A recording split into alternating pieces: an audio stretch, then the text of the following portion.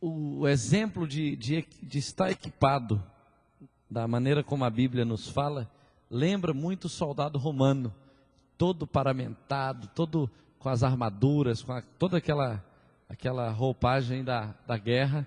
E aqui está um imperador, um general, diante de todo o seu exército, e o seu exército todo equipado, todo alinhado, todo certinho. É mais ou menos assim, salvando as devidas exceções, que Deus deseja nos equipar, nos preparar, porque Nero era um governo ruim, era um mau governo, mas Deus deseja nos equipar, para que estejamos alinhados, enfileirados, cumprindo o propósito dele, que é conquistar vidas para Cristo. E eu quero te chamar para ler alguns textos da Bíblia comigo. Primeiramente, 2 Timóteo, capítulo 3. 2 Timóteo, Paulo escrevendo ao seu discípulo, que estava ainda em formação, mas já estava começando a exercer liderança, e ele fala para esse discípulo, em 2 Timóteo 3, versículos 14, o seguinte: Tu, porém, permanece naquilo que aprendeste, e que foste inteirado, e de que foste inteirado, sabendo de quem o aprendeste, e que desde a infância sabes as sagradas letras, que podem tornar-te sábio para a salvação pela fé em Cristo Jesus. Toda a Escritura é inspirada por Deus e útil para o ensino, para a repreensão, para a correção e para a educação na justiça, a fim de que todo homem de Deus seja perfeito e perfeitamente habilitado para toda boa obra. Até aqui. 2 Timóteo 3, do 14 ao 17. Palavras de Paulo a Timóteo, elas por si mesmas se explicam, dizendo que o objetivo de aprofundar e de manter vivas as informações e as palavras que ele recebeu do discipulado que ele teve com Paulo e da própria experiência que ele teve com Cristo, o objetivo principal disso é que ele estivesse numa condição de perfeição, de habilitação para toda boa obra. Talvez a gente diga, mas não existe uma pessoa perfeita. No nosso ponto de vista não existe, mas o projeto de Deus é de nos aperfeiçoar. O projeto de Deus é aperfeiçoar-nos no que diz respeito a relacionamento, no que diz respeito à fé, no que diz respeito a entendimento. Ele vai nos aperfeiçoando nas áreas de limitação que nós temos. Tem um outro texto que está em Lucas, capítulo 4, versículo 18. Abra comigo, por favor.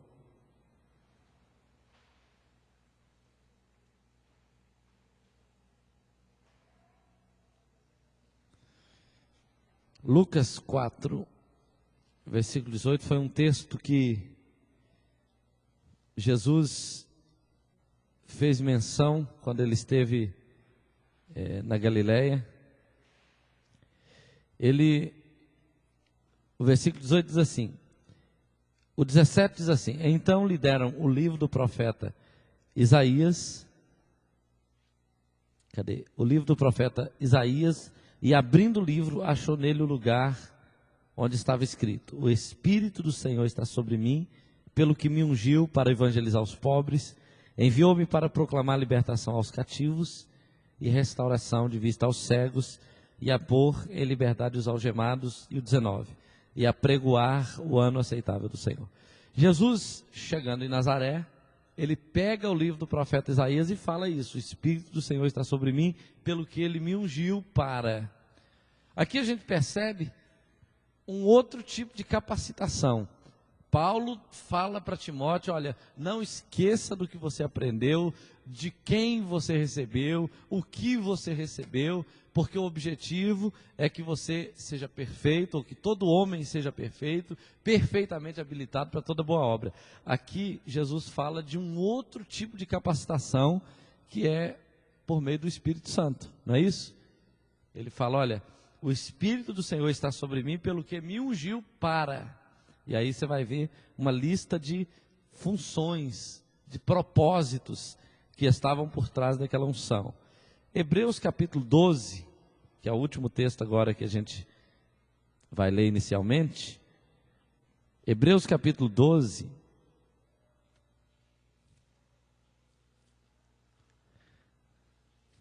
versículos de 1 a 3, diz assim: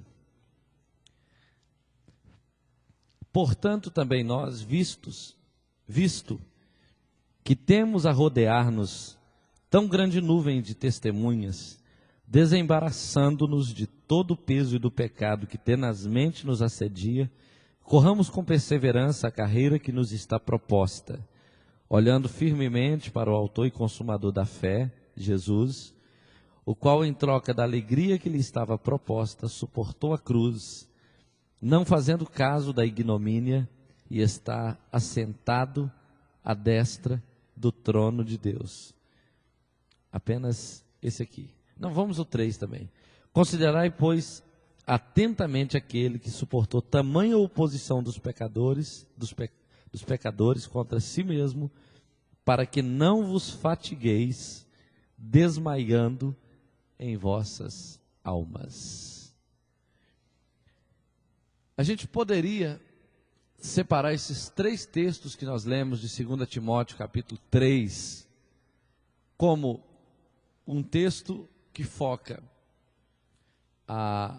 aquilo que o discípulo recebeu do próprio discipulador, a palavra como sendo uma fonte de inspiração, de capacitação, de formação.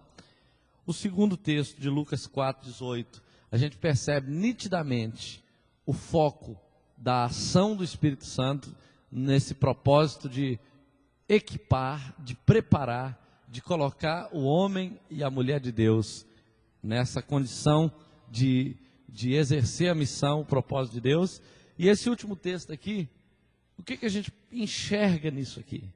O que a gente consegue perceber como sendo um recurso para equipar aqueles que vão servir, aqueles que vão trabalhar? Você consegue enxergar aí? Você percebe que que o autor aos Hebreus está focando uma questão muito relevante no reino de Deus, que é a questão do testemunho. Olha só, portanto também nós, visto que temos a rodear-nos tão grande nuvem de testemunhas, desembaraçando-nos de todo o peso e do pecado que tenazmente nos assedia, corramos com perseverança a carreira que nos está proposta, olhando firmemente para o autor e consumador da fé, Jesus, o qual, em troca da alegria que lhe estava proposta, suportou a cruz, não fazendo caso da ignomínia, e está sentado à destra do trono de Deus. Considerai também atentamente aquele que suportou tamanha oposição dos pecados contra si mesmo, para que não vos fatigueis, desmaiando em vossas almas. Então, são 3 coisas que a gente vai aprender hoje. Existe um texto que está também em Hebreus capítulo 13, esse aí nós não vamos abrir, eu vou apenas citar. Hebreus capítulo 13, versículo 6 diz assim: assim afirmemos confiantemente, o Senhor é o meu auxílio, não temerei o que me pode fazer o homem. Vamos dizer isso juntos? O Senhor é o meu auxílio. Você crê nisso? Não temerei, diga. O que me pode fazer o homem? Imagina você pensando nesses 3 textos, nós vamos analisá-los com calma, mas você pensando, o Senhor é o meu auxílio. Imagina que você vai fazer alguma coisa para Deus, vai evangelizar, vai abrir uma célula, você vai expulsar um demônio, você vai abrir uma frente de trabalho para a proclamação do Evangelho, ou vai fazer alguma outra coisa particular, alguma coisa pessoal. O Senhor, nesse texto, nos dá uma base para nos sustentarmos, e a base é: o Senhor é o meu auxílio, não temerei.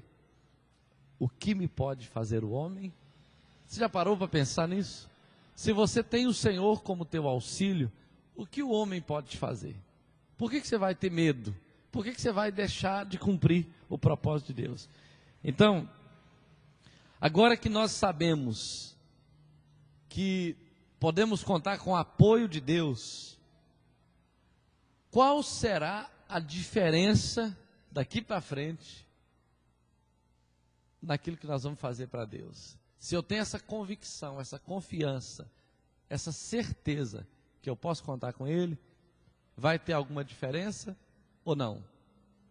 Eu vou continuar tendo medo, eu vou continuar pensando que as pessoas não vão querer me ouvir, eu vou continuar pensando que é muito difícil, eu vou continuar pensando que não dá, que não tem jeito, ou eu vou tomar uma postura mais agressiva de proclamação do Evangelho? Quando a gente estuda um pouco a respeito de evangelismo, eu tenho feito isso de uma maneira bem tranquila. Algumas coisas têm que ficar bem resolvidas na nossa mente. Eu quero estabelecer isso com alguns textos. Primeiro, nós já lemos alguns ali, mas esse aí, não podemos esquecer dele nunca, quando nós formos cumprir alguma coisa para Deus, fazer alguma coisa para Deus. O Senhor é o meu auxílio. É a primeira pessoa com quem você conta, é a pessoa mais próxima, é a pessoa mais disposta em te socorrer, em te ajudar. O Senhor é o meu auxílio, não temerei. Que me poderá fazer o homem? Então, se você tem essa convicção profunda no seu coração, eu diria que você não tem mais problemas, porque qualquer problema que te atormentar, você vai superá-lo com essa confiança, com essa convicção. Agora, tem um outro texto ainda que eu queria meditar nele um pouquinho com vocês, antes da gente estabelecer alguns fundamentos, que é esse de Coríntios, capítulo 9, 1 Coríntios 9, versículo 15. Estou lendo bastante textos para que você fique bem embasado naquilo que nós vamos falar hoje. Capítulo 9, versículo 15 a 18, diz assim: Eu, porém, não me tenho servido de nenhuma destas coisas, e não escrevo isto para que assim se faça comigo, porque melhor me fora morrer antes que alguém me anule esta glória. Se anuncio o Evangelho, não tenho de que me gloriar, pois sobre mim pesa esta obrigação, porque ai de mim se não pregar o Evangelho. Se o faço de livre vontade, tenho galardão, mas se constrangido, é então a responsabilidade de despenseiro que me está confiada. Nesse caso, qual é o meu galardão? E que, evangelizando, proponha de graça o Evangelho, para não me valer do direito que ele me dá. Paulo estava defendendo uma questão pessoal, quando ele escreveu essa carta aos Coríntios, mas ele falou duas coisas aqui muito interessantes. A primeira, ele diz assim: olha, eu prego, eu estou envolvido, incumbido, eu estou tomado por essa missão, por esse desafio de pregar o Evangelho, primeiro, porque eu não tenho outra opção. Ai de mim se eu não pregar o Evangelho. É mais ou menos você está numa estrada, uma autoestrada, você passa e vê um acidente de veículo, né, um caminhão, um ônibus, alguma coisa assim. Você vê que existe uma situação de risco ali na estrada. Aí você passa, está vindo um monte de caminhão, de carro pequeno, de automóvel. Você está vendo aquilo e você não sinaliza. Você já tem conhecimento daquele acidente e não sinaliza. Então, as pessoas vêm e batem naquele carro, atropelam as pessoas, matam mais pessoas ainda. E, de certa forma, você foi responsabilizado. Você podia ter evitado isso. Nós temos recebido um conhecimento de Deus a respeito do Evangelho, e sabemos que as pessoas estão andando a 200 por hora na sua existência aqui na Terra. Elas estão andando a passos largos em direção ao inferno. A gente sabe disso, e às vezes a gente passa tranquilo e não avisa a pessoa que está vindo aí uma coisa muito ruim para ela na eternidade. Então, quando a gente entende isso, a gente tem a visão de Paulo. Ele fala assim: eu anuncio porque ai de mim se eu não pregar o Evangelho. Você conhece o Evangelho e você inevitavelmente se tornou um proclamador do Evangelho uma vez que você o conheceu. Mas além disso, ele fala assim: mas existe uma outra maneira de eu pregar o Evangelho, uma maneira que não tem galardão, uma maneira que não vai ter recompensa eterna. E a maneira é o seguinte: quando eu entendo que eu sou um dispenseiro de Cristo, que eu sou o mordomo da casa, que eu recebi a chave da dispensa e sou eu que sou responsável, quando eu entendo, eu prego por obrigação, porque Deus me manda. Então, ou eu prego por prazer, ou eu prego porque eu recebi o Evangelho, eu fui liberto pelo Evangelho, eu tenho paixão pelo Senhor Jesus que me salvou e por aqueles que estão perdidos, e aí eu proclamo o Evangelho. Ou então, eu prego porque Ele mandou, e uma vez que eu o aceitei, eu não tenho outra escolha. Mas qual que é melhor? Né? Não é melhor a gente pregar por amor, por paixão, por convicção? Então Paulo fala isso: olha, ou eu prego por convicção, ou eu prego por obrigação. Mas de qualquer forma, há um peso que nos leva a nos envolver com a responsabilidade de pregar o Evangelho. Hoje, nós vamos falar de 3 formas diferentes pelas quais Deus nos apoia a respeito da proclamação do Evangelho. Toda vez que você sai para pregar o Evangelho, você vai ter o apoio de Deus, sem dúvida alguma. Mas o apoio de Deus, ele pode vir de 3 formas. Você pode ser apoiado pelo poder da palavra. Consegue enxergar aqui a tela? Está meio apagado? Você pode ser apoiado pelo poder do Espírito Santo. E você pode ser apoiado pelo testemunho poderoso do povo de Deus. Você pode contar com esses 3 apoios quando você prega o Evangelho. Sempre esse apoio estará com você. Então, toda vez que nós vamos pregar, nós podemos contar com 3 recursos de Deus: a palavra, o poder da palavra, o poder do Espírito e o testemunho poderoso do povo que tem recebido o Evangelho. Então, começando com o poder da palavra. Quando você compara a natureza sem igual da palavra, para essa natureza com a sua natureza, você pensa o seguinte: se a palavra está viva em mim, se eu estou vivo, eu vou ter algumas ações. Se a palavra está viva em mim, então algumas coisas precisam evidenciar isso. Então a palavra tem que estar viva, ela precisa estar realmente viva, e aí essa palavra vai me impulsionar a realizar algumas coisas. Por exemplo, lá em Hebreus capítulo 4, versículo 12, a Bíblia diz o seguinte: que a palavra de Deus é mais penetrante do que uma espada de 2 gumes e penetra ao ponto de dividir juntas e medulas, alma e espírito. Então, quando eu estou falando com alguma pessoa, às vezes eu não dou valor às palavras que às vezes o Espírito Santo coloca na minha mente. Eu apenas tenho que falar a palavra. Eu vi um filme esses dias que eu fiquei impressionado com o poder da palavra. O filme se chama Os Demônios do Templo. É um filme de 1900 e antigamente. Aquele filme que era tocado a manivela ainda, sabe? E apesar de ser uma imagem ruim, uma trilha sonora terrível, todos os efeitos especiais, uma coisa até cômica, a mensagem do filme é muito boa.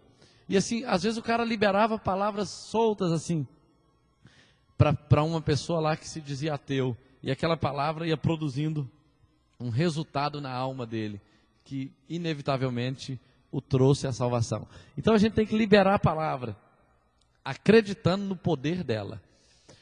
Em 1 Pedro 1, versículo 23, se você não quiser abrir a Bíblia, apenas acompanhar comigo, a palavra de Deus nos fala a respeito de uma coisa interessante. 1:23 diz assim, olha, pois fostes regenerados, não de semente corruptível, mas de incorruptível, mediante a palavra de Deus, a qual vive e é permanente.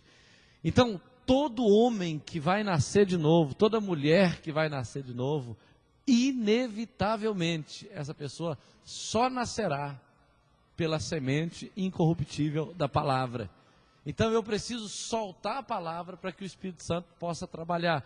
E nesse texto de Atos 7:38, mais um texto que eu quero apenas mencionar rapidamente aqui, a gente confirma isso. Atos 7, versículo 38, a palavra de Deus diz assim: e este Moisés, que esteve na congregação no deserto, com o anjo que lhe falava no monte Sinai, e com os nossos pais, o qual recebeu palavras vivas para nulas transmitir.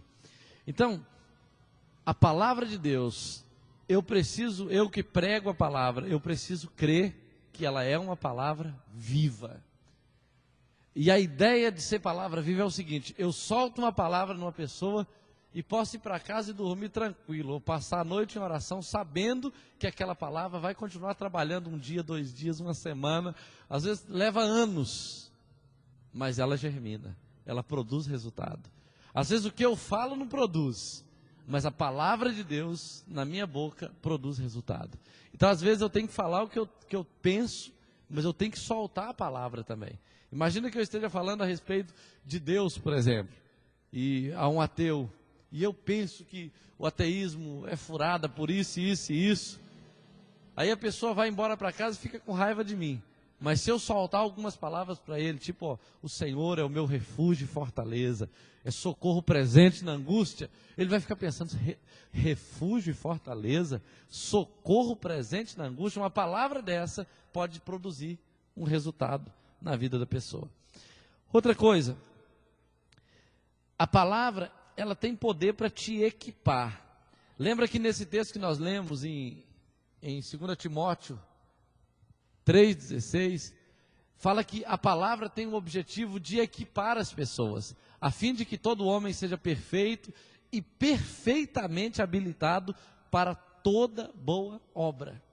A ideia é que você que começou na imperfeição de caráter, de relacionamento, de intimidade com Deus, moral, seja em qualquer área que for, à medida que você vai se enchendo da palavra, ela vai te preparando, vai te aperfeiçoando, vai aperfeiçoando sua visão, vai aperfeiçoando sua fé, vai aperfeiçoando sua moral, seu caráter, seus relacionamentos, até que você esteja perfeitamente habilitado para toda boa obra. Se Deus te precisar no campo missionário, Ele pode contar com você. Se Ele precisar de você na sonoplastia, Ele pode contar com você. Se Ele precisar de você expulsando um demônio, Ele pode contar. Em qualquer lugar, em qualquer atividade que for, Ele pode contar, porque por meio da palavra, você foi perfeitamente habilitado para toda boa obra. A ideia é essa.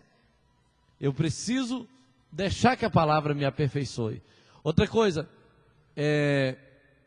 se a palavra está viva, se nós estamos vivos, essa palavra ela tem poder de nos capacitar para realizar a tarefa. Isaías 55, versículo 7. Versículo 11. A palavra de Deus diz assim: assim será a palavra que sair da minha boca, não voltará para mim vazia, mas fará o que me apraz e prosperará naquilo para que a designei. Ela tem poder de cumprir, de fazer o trabalho. Às vezes a gente quer fazer o trabalho, né? A gente quer gente quer pegar um discípulo, a gente quer pegar um vizinho, a gente quer pegar uma pessoa e falar, hoje eu converto essa pessoa. Hoje eu vou limpar, vou santificar, vou justificar, vou purificar essa pessoa. Mas quem faz isso é a palavra. Às vezes a pessoa entende uma frase da Bíblia e muda de conceito, de conduta, né? E às vezes a gente fala 2 horas, um ano inteiro na cabeça da pessoa e ela não muda. Então a gente tem que confiar que a palavra vai fazer o trabalho, ela vai cumprir a tarefa. Outra coisa, a Bíblia fala em Jeremias 23, 29, que a palavra é como um martelo que bate, quebra, esmiuça pedras. A palavra de Deus, ela vai batendo, batendo, batendo, batendo, e aquela pessoa que você nunca imaginou que um dia se abriria para Deus, a palavra foi lá e fez o trabalho. Por isso que vale a pena você escrever uma mensagem, mandar um e-mail, mandar um torpedo, escrever uma frase num lugar qualquer, onde a pessoa possa passar e ler, e deixar a palavra produzir resultado. Eu me lembro que uma vez, eu estava conversando com uma pessoa, e aí eu citei para ela um texto da Bíblia, por acaso, e fui embora. E aí depois essa pessoa me procurou, falando, aquele negócio que você me falou, realmente está na Bíblia? Aí eu falei, tá sim, eu não sei onde está não, mas eu vou procurar. E aí eu peguei a Bíblia e procurei, mostrei para ele, ele voltou para casa e ficou pensando naquilo. Depois de um tempo me procurou de novo, mas me explica mais sobre essa palavra aqui. E a gente foi conversando, e aí ela abandonou o pecado que ela estava praticando. Né? Então são coisas que a gente acha que não é possível, mas quando a palavra entra, ela produz o resultado. Ela vai quebrando tudo, né? Ela também trabalha nas pessoas. Em Tessalonicenses 2,13, 1 Tessalonicenses 2,13, está vendo que você está tendo que abrir bastante a Bíblia aí, mas aqui é Tadel, é dia de abrir a Bíblia mesmo. 1 Tessalonicenses 2,13, a palavra diz assim: outra razão ainda temos nós para incessantemente dar graças a Deus, é que tendo vós recebido a palavra que de nós ouvistes, que é de Deus, acolheste não como palavra de homens, e sim como em verdade é a palavra de Deus, a qual com efeito está operando eficazmente em vós, os que credes. É muito, às vezes a gente não para observar uma palavra dessa, mas olha só, Paulo, 1 Tessalonicenses 2,13, Paulo fala o seguinte, olha, outra razão que nós temos de dar graças incessantemente a Deus, é que vocês, quando receberam a palavra, vocês não a receberam como palavras de homens, mas como em verdade é a palavra de Deus, e a acolheste não como palavra de homens, sim como em verdade é a palavra de Deus, a qual com efeito está operando eficazmente em vós, os que credes. Então aqueles que receberam a palavra como palavra de Deus, foram transformados por ela, porque eles receberam como palavra de Deus. Agora às vezes, eu não gostei desse ponto de vista não, eu penso diferente. Então, como é que a palavra vai trabalhar em nós? Se ela é palavra de Deus, eu tenho que receber como palavra de Deus, né? Eu tenho que eu tenho que pegar isso aqui e falar, não, Senhor, trabalha em mim essa palavra, realiza em mim essa palavra. Outra coisa, a Bíblia fala em Efésios 6,17, que a palavra é a espada do Espírito de Deus, é a espada que o Espírito de Deus usa. A Bíblia fala lá em Efésios 6,17, tomai a espada do Espírito, que é a palavra de Deus, lembra disso? E a gente sempre tenta pegar a palavra de Deus como sendo a nossa espada, mas ela não é a nossa espada, ela é a espada do Espírito. Como eu posso entender a dinâmica de utilizar a palavra na guerra espiritual? Como eu posso entender esse texto, que a palavra é a espada do Espírito? Eu vou dizer, olha só, se a espada é minha, eu pego e eu fico fazendo assim, e desferindo golpe no ar, então a minha espada. Mas se a espada é do Espírito, eu só falo, e o Espírito guerreia, entendeu? Eu falo assim, eu creio que o meu Redentor vive e por fim eu hei de vê-lo. Aí o Espírito Santo trabalha.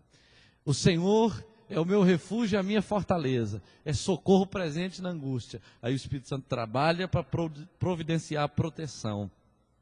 Eu creio que, como Davi disse, que fui moço e agora sou velho, nunca vi o justo desamparado, nem a sua descendência mendigar o pão. Eu creio no sustento de Deus. Aí o Espírito Santo pega essa palavra e guerreia por mim. Vocês estão entendendo?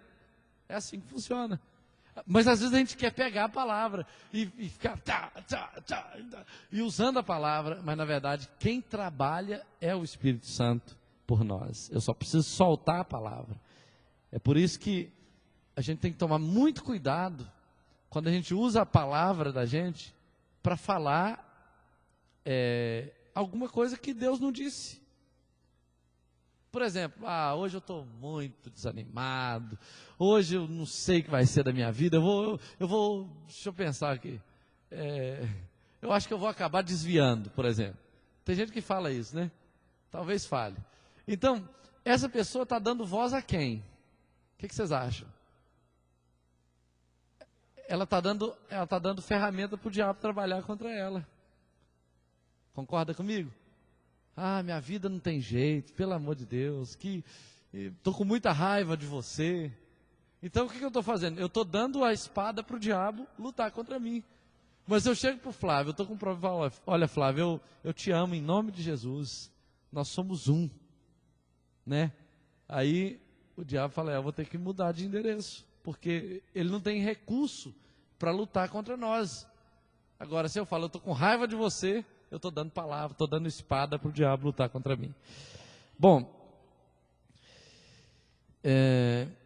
a Bíblia fala que a palavra de Deus, em Marcos capítulo 4, versículo 13 a 20, esse nós não vamos ler, porque eu citei ele aqui há poucos dias.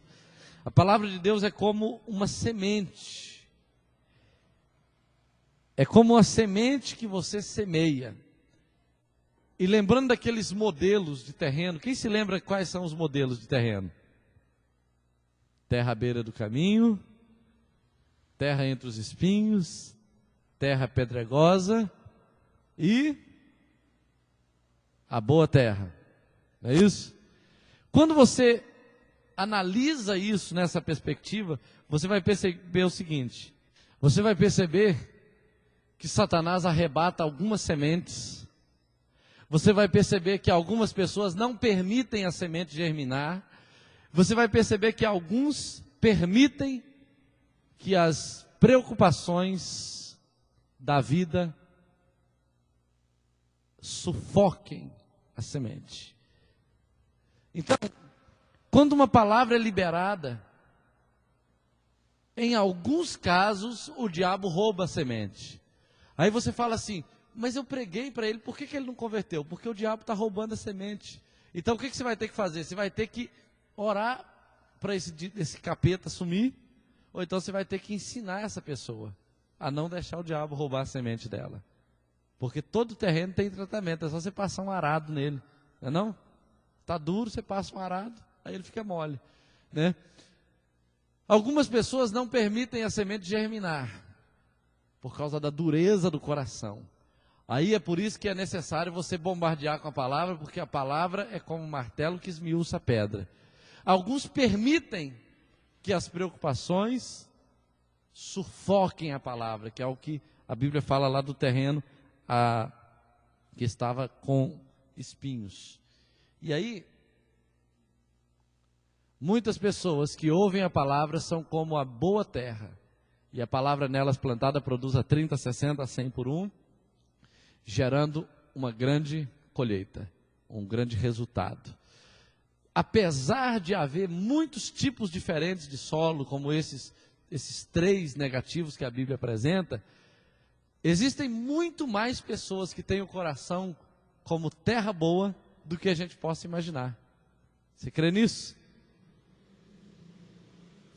Mas às vezes a gente vai pregar para a pessoa e falar, ele não vai me ouvir não. Ele não quer me ouvir não, mas Deus tem preparado o coração de muitas pessoas.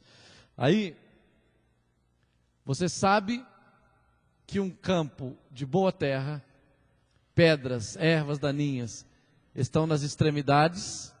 Então, Na verdade, a ideia é o seguinte: quando a gente estuda esses modelos de terreno negativamente, pedregoso, terra entre espinhos e terra à beira do caminho, semente lançada à beira do caminho, a gente percebe que Jesus colocou isso como um caso extremo. Existem pessoas assim, mas existe a terra boa. O foco de Jesus não era ficar focando as terras negativas, o foco dele era focar: existe terra boa. Você tem que lançar semente, porque você vai jogar semente em terras boas e vai produzir a 30, a 60 e a 100 por um. Outra coisa é o seguinte: Jesus diz que a semente cresce sem ajuda, lentamente, longe da vista, pouco a pouco, até o tempo da colheita. Jesus falou muito disso. Então eu preciso crer no poder da semente.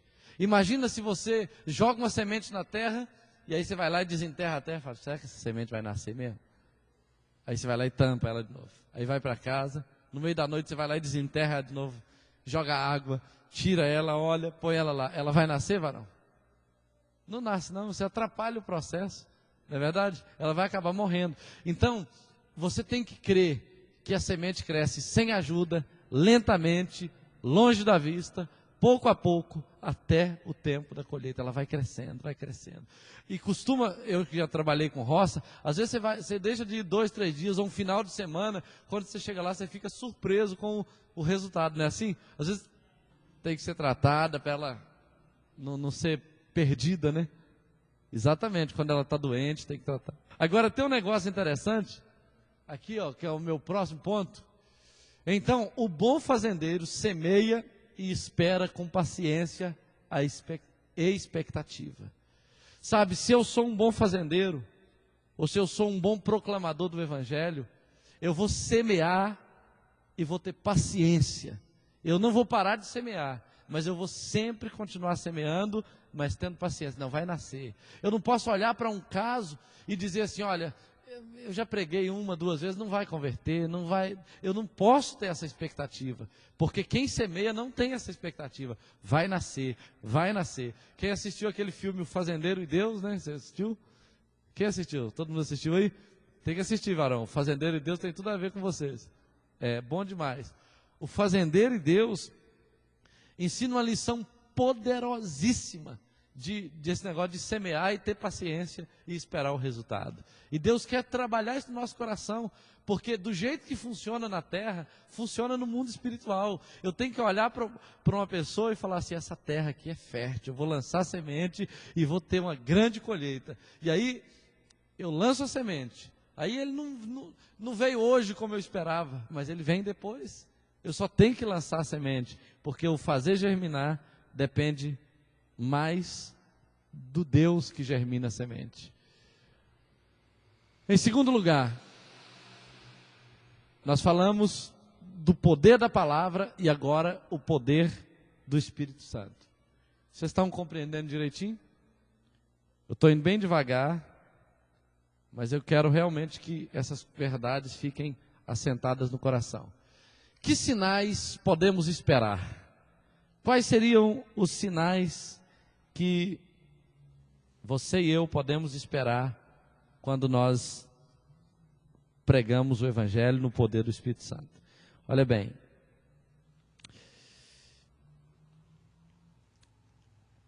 é interessante que o poder do Espírito Santo, ele respalda o seu testemunho com sinais poderosos, e principalmente isso acontece quando você ora por alguém que precisa.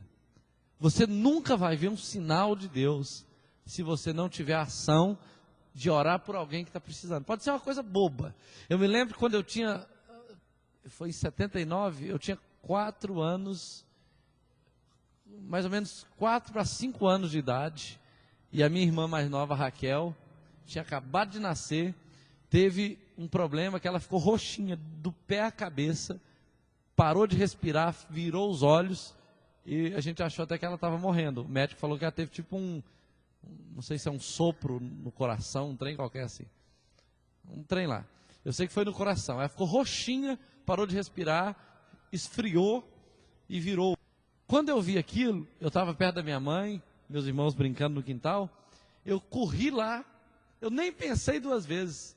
Eu não lembro exatamente o que eu fiz, que eu era muito pequeno, mas a minha mãe conta que eu falei que era para ela ressuscitar, no nome de Jesus. Eu repreendi a morte e mandei ela ressuscitar. Na mesma hora ela voltou. Ela voltou, aí minha mãe levou ela no médico, e o médico falou, ela teve algum problema sim, e acompanhou por um tempo e tal, mas nunca mais teve nada. Então, eu me lembro que, aí eu fiquei animado. Logo depois, um tempo mais à frente, a gente morava na roça, a minha irmã mais velha teve um problema sério no dente, e ficou uns 3 dias doendo, uns 3 dias com aquela dor insuportável. Aí eu lembrei da minha irmã, ela veio e chamou meu pai, pediu para eu orar para ela, orei por ela, até onde eu sei, ela nunca mais teve dor de dente. Isso foi lá na roça, sem dentista, sem nada. Meu pai pegou um saco de açúcar nas costas, que era naquela época a gente comprava os sacos de açúcar, né? Não sei quantos quilos tem um saco de açúcar, uns 60 quilos talvez, né? E ele pegou aquele saco de açúcar, desceu o morro todinho assim, até chegar lá na casa onde a gente morava, e aí ele chegou, ai, minha coluna, e tal, e aí ele estava lá deitado, minha mãe me chamou para orar por ele. Eu virei o Valdemiro Santiago, lá da roça. Na época era o Davi Miranda, né? O curandeiro. Aí eu então fui lá e orei por ele na cama, ele também foi curado. Então, como eu veria sinais se eu não tivesse coragem de orar? E eu sempre parti do princípio, eu vou orar. Se Deus curar, glória a Deus. Se Ele não curar, não vai acontecer, não vai mudar nada, porque eu não curo mesmo. Eu já sabia que eu não curava, agora eu posso orar e Ele pode curar. E isso vai fazer diferença. Então, eu posso esperar isso quando eu oro pelos necessitados. A Bíblia diz que os sinais indicam uma direção. E nesse caso, eles apontam o reino de Deus, seu amor e cuidados estão por perto. Quando acontece um sinal, a pessoa fala, isso é o reino de Deus, isso é Deus que está fazendo, é o amor de Deus, isso é a presença de Deus que está por perto. A pessoa, ela confirma isso, por causa do sinal. Outra coisa, então, antes de eu pular, né, os pontos aqui, o que eu preciso fazer? Eu preciso colocar em prática a minha fé. Eu tenho que orar pelo enfermo, eu tenho que expulsar o demônio. Se eu escutei alguém reclamando, o que eu faço? Eu posso orar por você? Você está com esse problema aí com o seu filho, com o seu marido? Eu posso fazer uma oração por você? Ah, mas eu não sou o pastor, eu não sou líder de... Mas ouse fazer isso, para você ver o que Deus pode fazer através de você. Eu me lembro que há muitos anos atrás, um rapaz se converteu, ele era muito doidão, mas ele converteu. Aí, eu morava lá em Vitória na época, e aí ele estava na casa dele lendo a Bíblia e manifestou um demônio no amigo dele. Ele nunca tinha visto ninguém expulsar um demônio, não sabia o que fazer. Aí ele foi lá na cozinha, pegou um copo com água e chamou o demônio e falou assim, olha demônio, eu vou derramar essa água em você e é o sangue de Jesus que vai derramar em você. E ele começou a fazer assim, o demônio foi embora. E ele ficou impressionado com aquilo. Por causa da simplicidade dele, por causa da fé dele, Deus agiu e fez um milagre, né? Libertou aquela pessoa. Então, quais sinais eu posso esperar?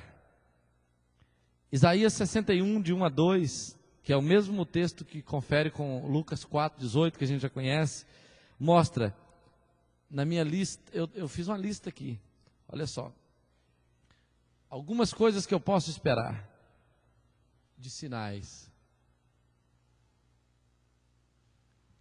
que confirmarão o poder e a presença de Deus. O doente pode ser curado. Pode ser que em todos os casos ele não seja curado, mas eu posso ser usado por Deus para orar e um doente ser curado. Então eu tenho que orar. Toda vez que você vê um doente, ore.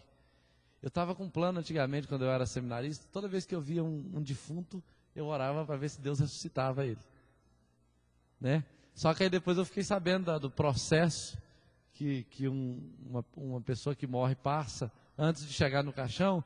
E eu falei, se Deus ressuscitar essa pessoa, ele vai ter um trabalhão para desentupir, né, todos os canais e tal. Então eu parei de orar. Eu oro antes, né? Se eu tiver a oportunidade, eu oro antes dele passar pela preparação. Os demônios podem ser colocados para fora. Eu me lembro que uma das minhas primeiras experiências na roça, a gente orava pelo endemoniado dentro de casa, e os demônios entravam no cachorro no quintal. Aí a gente ia lá e orava no quintal, o demônio entrava dentro da casa. A gente expulsava na casa, ele ia para o quintal e atacava os cachorros. Até que a gente entendeu isso e repreendemos e a pessoa ficou liberta. Eu me lembro de uma casa que a gente orou aqui no bairro de Fátima, que a gente orava no quintal, pegava fogo no quarto. Só lembra disso? Aí orava no quarto, pegava fogo na sala. Orava na sala, pegava fogo no carro lá na rua. Teve um carro que foi completamente queimado enquanto a gente estava lá orando.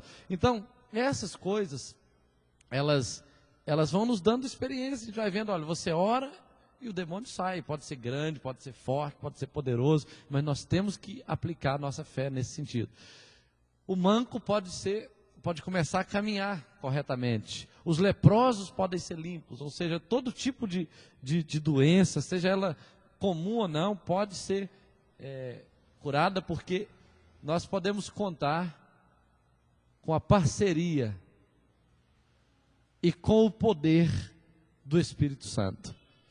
Então, precisamos aprender a seguir o exemplo de Jesus em Atos 10, 38, que diz, concernente a Jesus de Nazaré, que foi ungido com o Espírito Santo e com poder, o qual andava por muitos lugares fazendo bem, curando a muitos e libertando a muitos oprimidos do diabo, porque Deus era com ele. Jesus andava pelos lugares fazendo o bem. Imagina, você sai daqui e vai visitar um colega na casa dele, vai visitar um amigo numa empresa, em algum lugar. Se você perceber uma necessidade, faça o bem. Ore por essa pessoa, dê uma palavra de Deus para ela e espere os resultados, porque eles virão. Siga o exemplo da primeira igreja que pregou a palavra e se movimentou no poder do Espírito Santo de Deus em muitas ocasiões. Você pode ler o livro de Atos. À medida que você for lendo o livro de Atos, você vai perceber que a igreja só via milagres.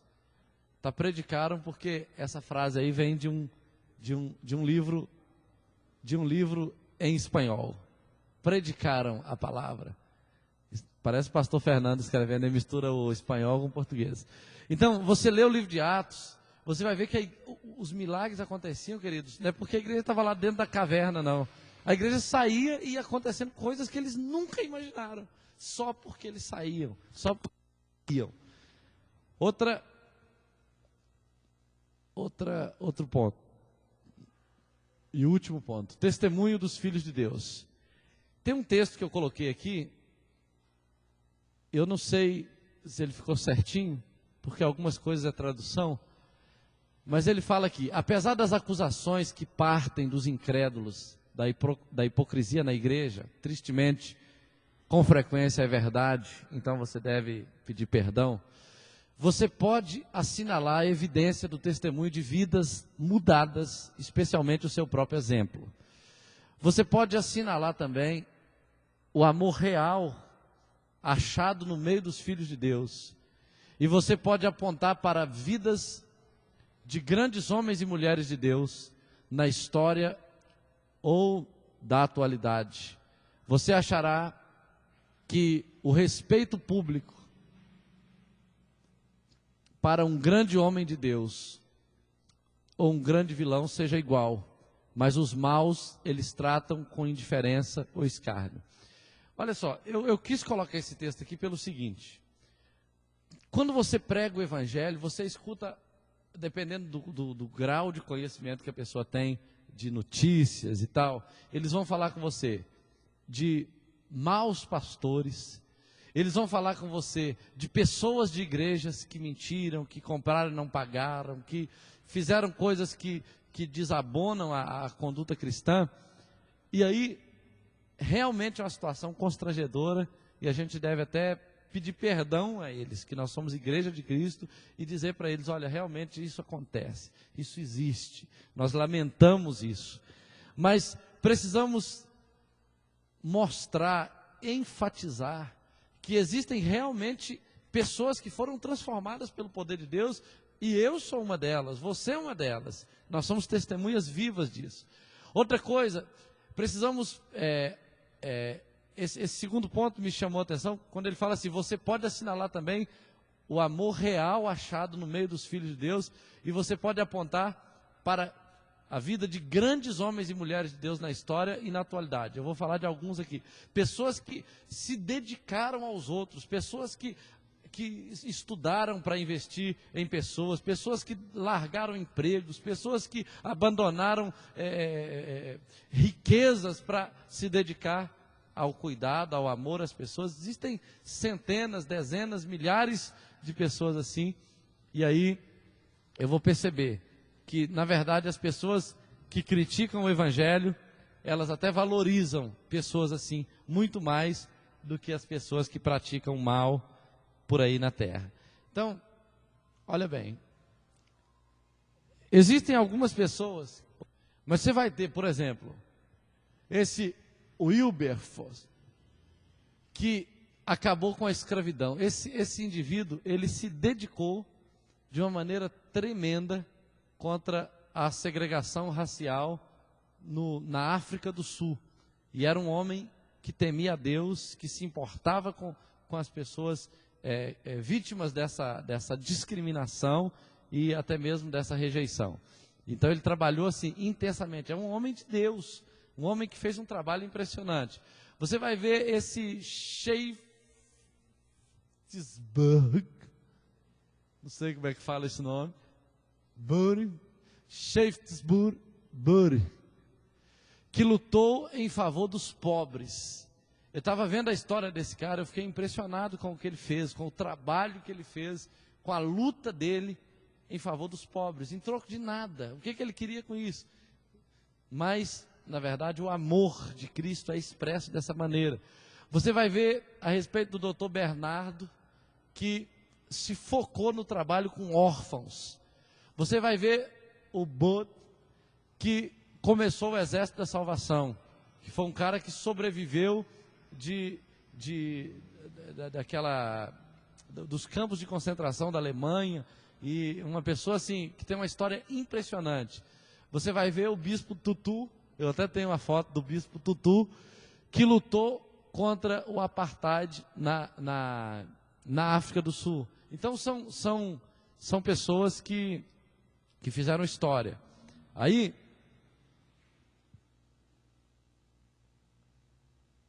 esse aqui é o homem que lutou contra a escravidão, é um inglês.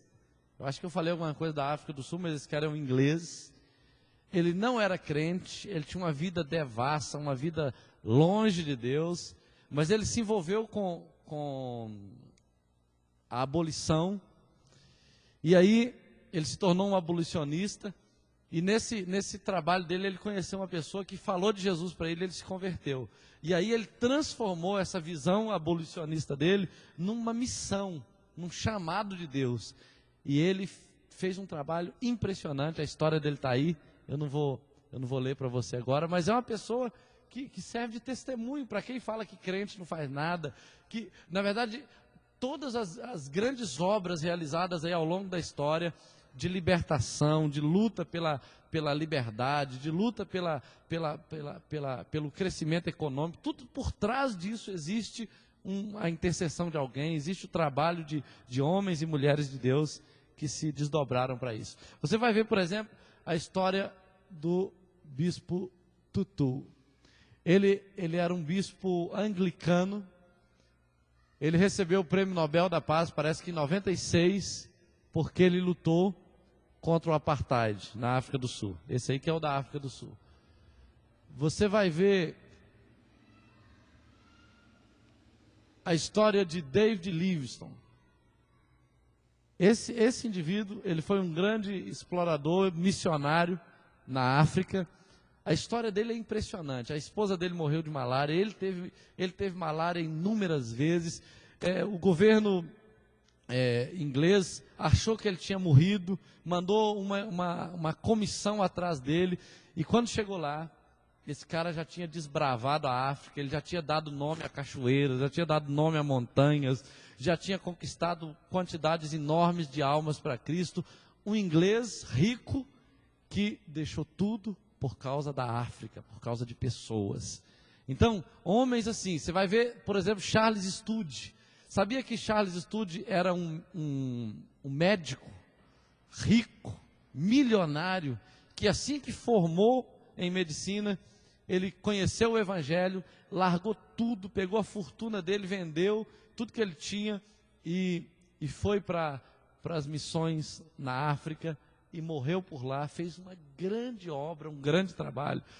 Taylor, que viveu e morreu na China, era um médico também, um homem que largou tudo por causa da China, dos chineses, perdeu filhos para malária, perdeu a própria esposa. Você vai ver, por exemplo, William Carey, que saiu também da Inglaterra.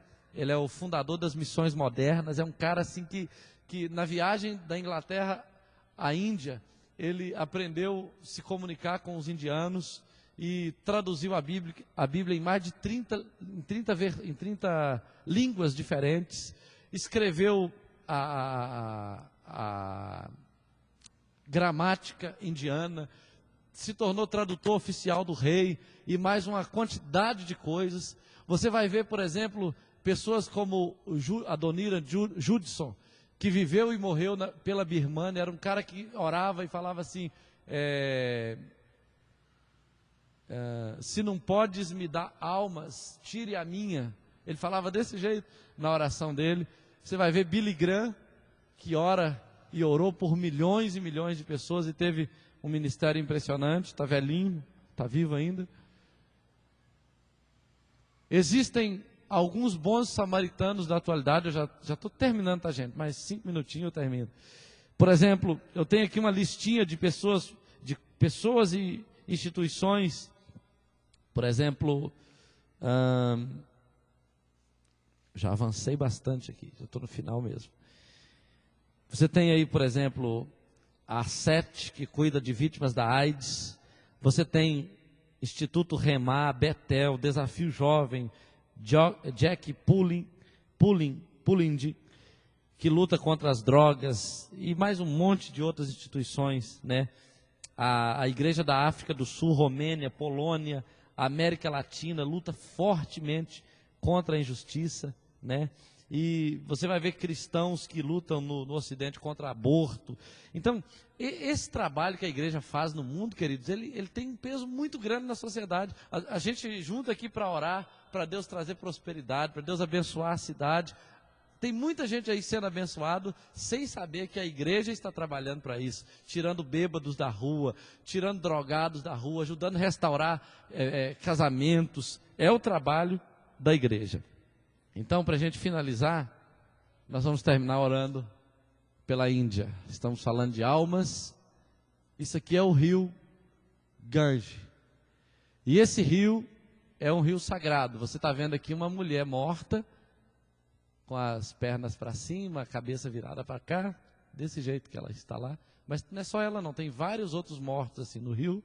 E ali mesmo você vai encontrar pessoas tomando dessa água, se banhando nessa água, porque o rio é sagrado. Isso é muito comum você ver na Índia, porque eles acreditam nisso. Então, são cerca de 900 milhões, quase 1 bilhão de hindu-muçulmanos, a minoria cristã, e essa maioria muçulmana cresce rapidamente em milhões de pobres e não alcançados. Quando a gente fala de pobres na Índia, queridos, é aquilo que você nunca viu até hoje. É pobre mesmo. É gente que toma água num rio desse aí. É muito pobre. É gente que nunca viu uma Bíblia na frente deles. Nunca ouviu falar a palavra Jesus, embora já exista muitos missionários lá, mas é nada perto. Acho que são quase 2 bilhões de habitantes da China, né? Ou mais um pouquinho, a Índia, ou mais um pouquinho. Então, é uma realidade assim de extrema necessidade, que pelo menos carecia a nossa oração sempre por esse povo. Então nós vamos orar, vamos pedir a Deus que estenda a mão dele sobre a Índia e também sobre aqueles que estão à nossa volta perdidos. Só Rafael está estudando de madrugada. Mas é assim mesmo, vamos ficar de pé.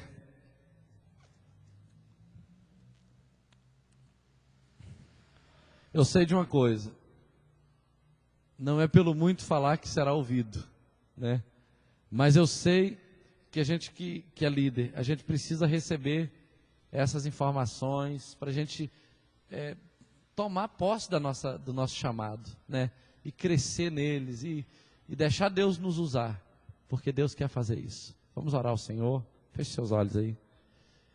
Aproveita para você levantar sua voz em favor desses 900 milhões de hindu-muçulmanos que estão perecendo sem Cristo. Olha ao Senhor, levanta sua voz.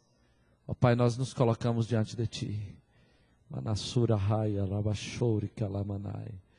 Nós nos submetemos a Ti, Senhor, e sabemos que nós vamos avançar no poder da Tua palavra, no poder do Teu Espírito, e através do testemunho de cada um, da vida de cada um, do poder do testemunho dos Teus filhos. Há uma nuvem de testemunhas, Senhor, de homens e mulheres, que a Tua palavra diz, dos quais a terra não é digna deles. Pessoas que viveram aqui, pessoas que andaram em santidade, que tiveram uma vida reta, que viveram pela fé, que honraram o Teu nome, que fizeram diferença na sua geração. Pessoas, ó Deus querido, que marcaram as gerações passadas. E, ó Deus querido, estão hoje diante de Ti como testemunhas, ó Deus querido, de que é possível ter uma vida de vitória nessa terra. Eu oro, Deus querido, em favor da Índia. Eu oro em favor desses 900 milhões de hindus que estão mergulhados no islamismo, que estão escravizados, que estão cegos, que estão longe do alcance do Evangelho, que estão, meu Deus, distantes da fé, ó Deus, que caminham, Senhor amado, para a morte, para a condenação, que caminham, Senhor, para, meu Deus, o castigo eterno, e só o Teu sangue pode livrá-los, só o Teu sangue pode libertá-los. Oramos e clamamos, Senhor, tem misericórdia desse povo, ó Deus, ajuda-nos, Senhor, a fazermos algo, seja intercedendo, seja investindo em missões, seja enviando missionários, mas ajuda-nos, Senhor querido, a cumprir a nossa missão, ó Deus, em relação a esse povo. Nós Te clamamos, ó Pai, nós pedimos o Teu favor, nós oramos, ó Deus, em favor da Tua igreja, pedimos a Tua graça, a Tua misericórdia, a Tua bênção, no nome de Jesus, Pai amado, e usa-nos aqui em Viçosa, usa-nos, Senhor, nessa nação, ajuda-nos, ó Deus querido, a alcançarmos os milhares de milhares que estão perdidos, ó Pai. Oramos, Senhor, para que o nosso alvo de 1000 pessoas até o final do ano seja, Senhor amado, facilmente atingido pelo poder da Tua palavra, pelo poder do Teu Espírito e pelo poder do testemunho de cada um. No nome de Jesus. Amém e amém, Jesus.